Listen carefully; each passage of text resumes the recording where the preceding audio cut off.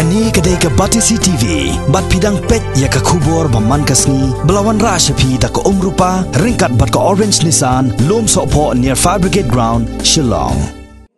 Ulat ke jela utatha gata roy hakan riu tarik unok pra arjar khatpra ula pli perdaya ke lempung ilak kai futsal ya ke belatip kumpa Junior Cup 2018 bala penlong da ke pay for right. Ya kani ke jinglek kai bala penlong ha indoor stadium ha Pulau Shillong on pensedang naduk ke pratarik mentau bunai nok pra but kan kut haduk ke khatsan tarik mentau bunai nok pra nak bentaki hebret gibrang henriu snem karta haduk shipau snem karta kat ba nak bentaki kena ke ba la kenjok khatway snem haduk khatsan snem karta ke jingye kun kan kut haduk ke arfo artarik mentau bunai nok pra. Ya kani ke jinglek kai on sapelong ha arteli gi jaka kata hamadan yelek kai futsal ha Polo Ground Shillong but ha Shillong Public School. Hagani kalempong on saya simentaru haduk sanpun riu teli gi kenhoni lek kai na keleng gejala.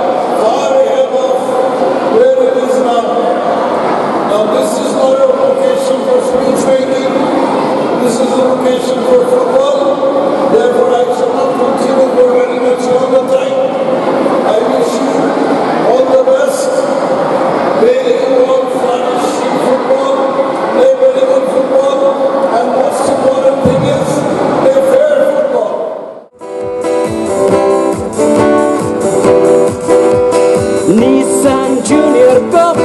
oh Nissan Junior Cup, oh Nissan Junior Cup, oh Nissan Junior Cup. Kasap lekai football, ban lapan syem, jongki kena kiba, in riu haduk hatsan snem.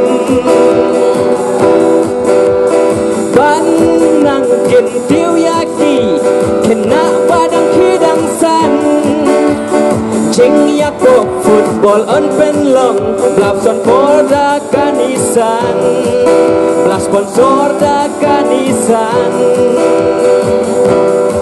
On sapli ne inagurit Hakane kapor Da isar Tathagata Roy Honorable Governor Nissan Junior Cup,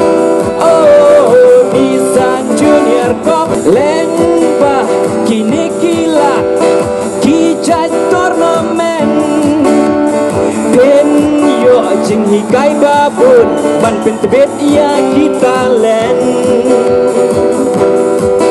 kat nang Yadgarta, to nang Tracy Tom, pen popular pen pau geleng-geleng, pen yo lekai nak kitim kastit kari bat naki klop hareng